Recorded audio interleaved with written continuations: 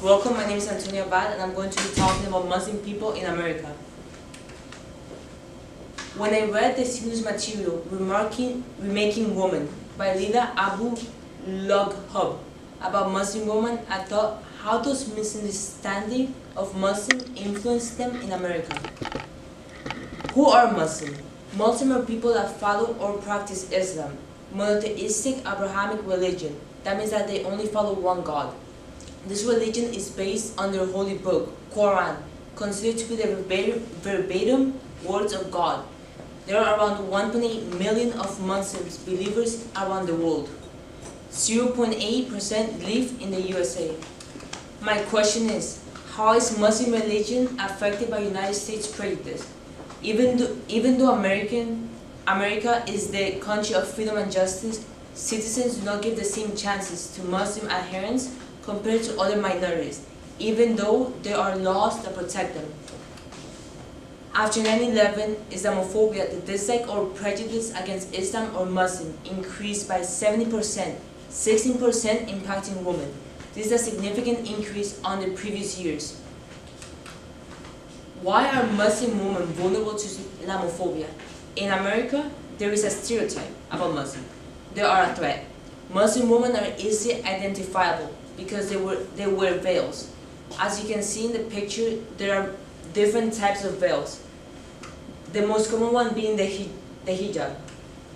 The harassment has a double dimension when affecting women because first, they are Muslim and suffer the social stigma imposed by American society, and second, because they are women.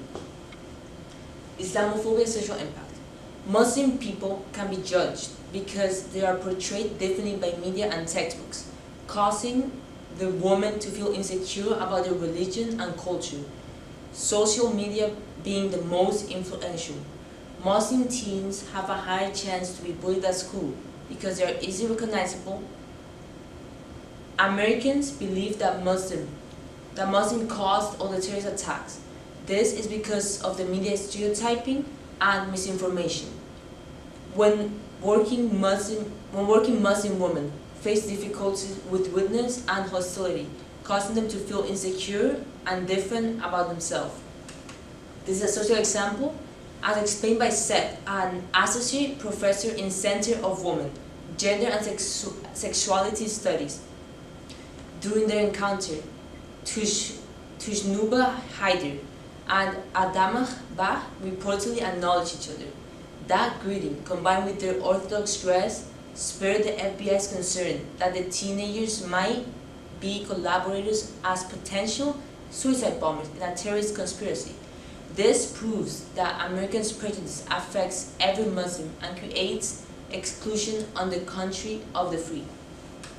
My conclusion on the social lens is Muslim women that migrate to America are affected by people's prejudice and misinterpretation.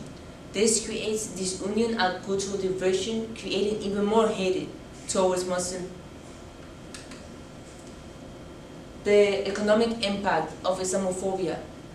Employers that suffer from Islamophobia can be biased and hostile because they think that all Muslims are a threat. The disadvantage of a Muslim woman in specific and non-Muslim while being hired and while negotiating for a salary, the Muslim has a lower chance of being hired. Even if they are hired, the salary is probably lower than the Muslim. This is an economical example as studied by Everett et al., a social psychologist at Leiden University in the Netherlands. Wearing hijab negatively affects one's chances of succeeding in a job application screening process. Controlling for academic information, the results showed a clear hijab effect, with just 45% of hijabs wearing applicants surviving the trigram procedure, compared with 53% of the same individuals with hijab removed. This is proof that being a recognizable Muslim can negatively affect your economy. There is the economical conclusion. Muslim women that migrate to America are affected by people's prejudice and misinterpretation. This creates disunion and cultural division, creating even more hatred toward Muslim women. My final conclusion is that Muslim women are affected by American Islamophobia, both on a social and economical level.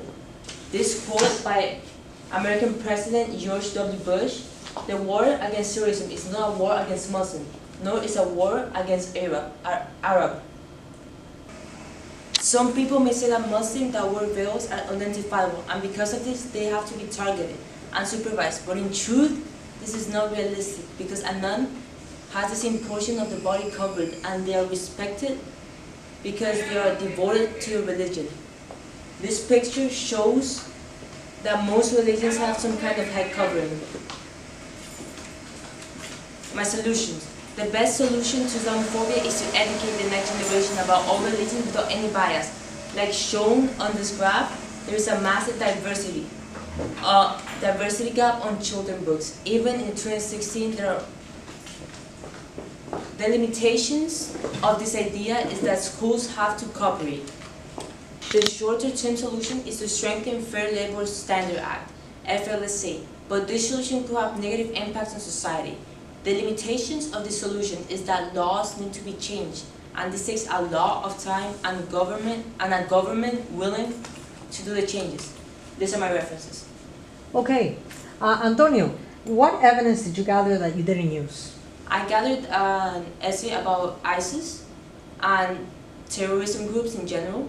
I didn't use that research paper because I feel it was a bit of a curve about Islamophobia. Even though it does have an effect on it, it was too specific.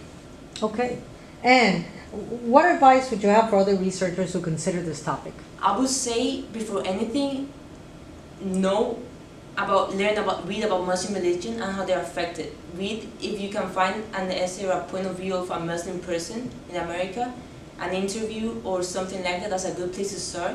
And from that point, select your point and do some research.